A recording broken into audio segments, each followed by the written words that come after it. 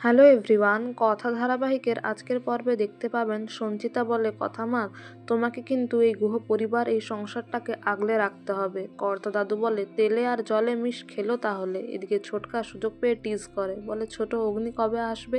এরই মাঝখানে আক্কি আর জুনি, ঋতু আর প্রত্যয়ের মাঝখানেও একটা মিষ্টি মুহূর্ত আপনারা দেখতে পাবেন।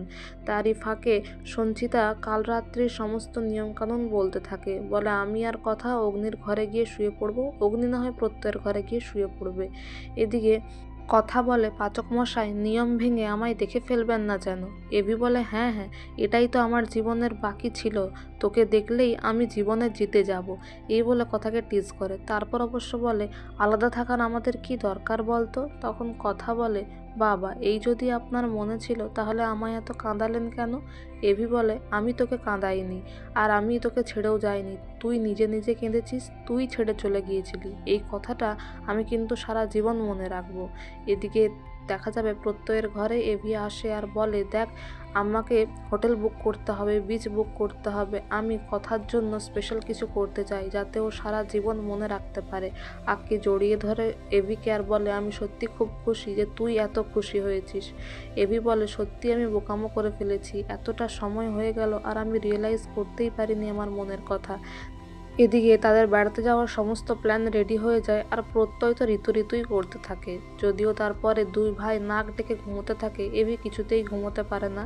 তাই সে ঢাকা নিয়ে চলে যায় তার নিজের হেডফোনটা তার ঘর থেকে আনতে। আর ঠিক সেই সময় সোফার পায়ে লেগে যায় এভির পা, তারপর ধাক্কা খেয়ে সে লাফাতে থাকে আর কথা বলে, বিয়ে বাড়ি টের পেয়েছে নিশ্চয়ই, তাই চোর গয়না চুরি করতে এসছে। তাই সে মারতে থাকে, চোর চোর বলে চিৎকার করতে থাকে। তারপর বাড়ির প্রত্যেকে, মানে আক্কি, ছোটকা, প্রত্যয়, তারাও এসে মারধর করতে থাকে। পরে জানতে পারে সেটা এভি। তারপর কথা বলে, মঙ্গল অমঙ্গল কোনো ঠিক নেই, উনি ইচ্ছে করে নিয়ম ভাঙছেন। তখন এভি বলে, না না, ওরা নাক ডাকছিল, আমি হেডফোন নিতে এসেছিলাম, এরকম জানলে তো আমি।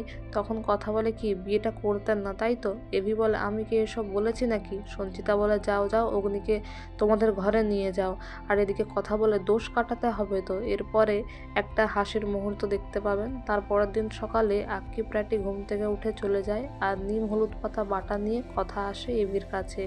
আর আগের দিন রাতে ঘটে যাওয়া ঘটনা মনে করে কষ্ট পায়। এদিকে এভি বলে, সকাল সকাল চলে এসেছিস, মেরে ফেল, আমাকে তুই মেরেই ফেল। এদিকে কথা বলে, সকাল সকাল এরকম অলক্ষণে কথা বলবেন না। এভি বলে, আমি তো এমনিই বলছিলাম। তারপর কথা হলুদ আর নিম পাতা বাটা এভির হাতে যেখানে ব্যথা লেগেছে সেখানে লাগিয়ে দেয়। অবশ্য এখানেও সকালবেলা একটা মিষ্টি মুহূর্ত দেখতে পাবেন, কারণ এভি কথার চুলে হাত দিলে কথা একটু লজ্জা পেয়ে সেখান থেকে ছুটতে পালিয়ে যায়। এভি অবশ্য ডাকতে থাকে, বলে, আরে পালিয়ে যাচ্ছিস কেন, আমার বাকি ব্যথা জায়গাগুলোতে পেস্টটা লাগিয়ে দে। এই বলে একটা বেশ মিষ্টি মুহূর্ত, মিষ্টি সকাল আপনারা দেখতে পাবেন।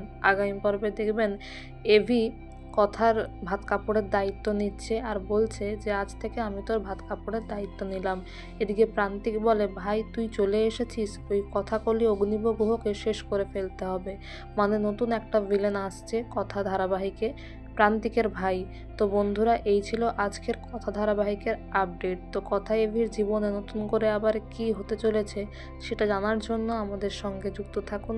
Thank you dearest everyone for your valuable time. Thank you so much for watching the video. Thank you.